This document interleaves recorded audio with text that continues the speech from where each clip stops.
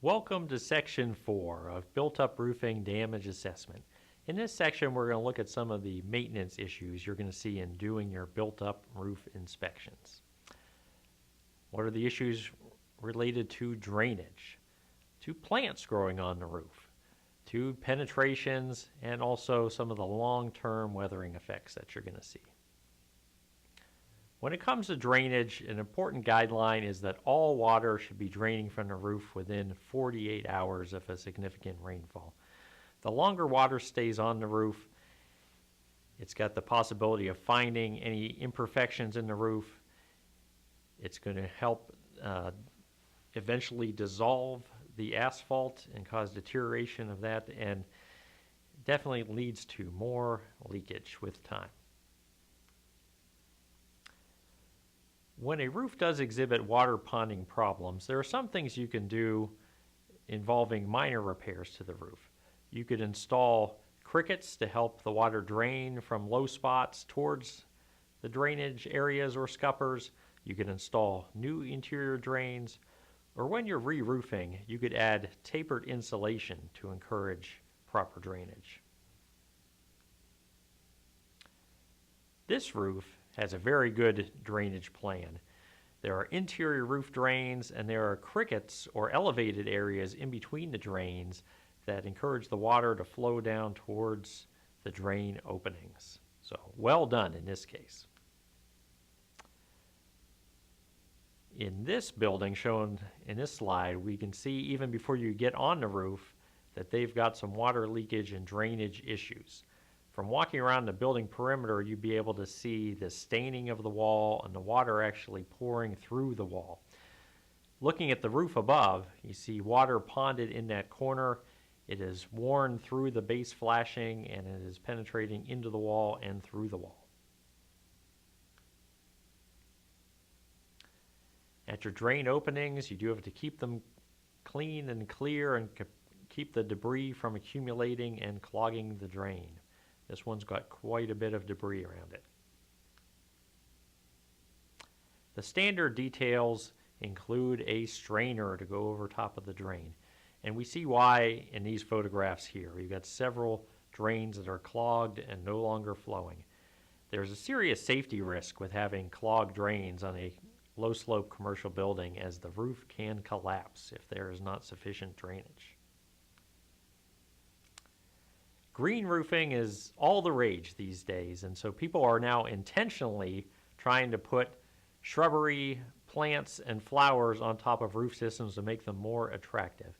Well, we've been seeing this for years, actually, from unintentional point of view. As water ponds on roofs, debris and soil accumulates. This actually can lead to plant growth on the roof, and we've got a few examples of that. And you can imagine as the root structures are going down into the roof, that also can lead to leakage of that roof system. The designer of this roof system and building had quite a bit of foresight. He knew there were some mechanical units on the roof that would need service, and he put a walk pad and also guardrails to try to direct the maintenance workers as they're going up there to service the units, just to stay in those portions of the roof. And even without the guardrails, it's often helpful to put walk pads around mechanical units or areas where you expect to see a lot of traffic or service. That's just good planning and good foresight. The building owner here reported a leak that they just couldn't figure out. Well, as the inspector, sometimes it's good to have an easy one. Here, a vent cover was missing, and it created a rather large opening for rainfall to come through.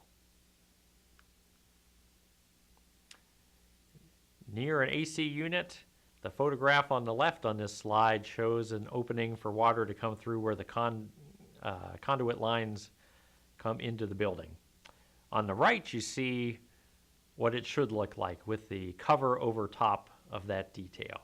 When last time it was serviced, they took it off and did not reinstall it for the one on the left. A long-term failure of the roofing system is shown in this photograph. We have a gutter, and the metal edge flashing for the gutter extends under one ply of the built-up roofing, And just with long-term thermal stresses of the metal underneath that one stripping ply, it is eventually worn through and cracked and is now presenting a leakage issue for the building. Again, 2 plies over top of that metal edge flashing would protect it even longer. However, just as an inspector knows, this is an area of the roof to look for deterioration. Occasionally, you can have sudden, severe splitting of a built-up roof. Often this will occur to a building that is fairly large and maybe should have expansion joints but doesn't, or is just about the size where an expansion joint would be required. During cold weather, materials will shrink, and during this shrinkage stress, if the roof can't take it anymore, you may get a sudden split that goes from one side of the roof to the other. So how can you tell this from maybe just normal deterioration of the built-up roof? If this sudden thermal splitting occurs, that split will look fresh when you see it, such as you see in the photograph on the left. It'll go completely across the roof, and it will have happened during a cold weather event, and there's been a sudden increase of leakage just in that portion of the building. Another risk factor can be if it's an older organic roof and it's already got some moisture issues. If you can imagine a piece of paper, if it's wet, it's a lot easier to tear than dry paper or dry cardboard. And that's the situation with our organic built-up roofing felts. So an older organic that already has some moisture issues is a little more likely to deal with that thermal splitting issue.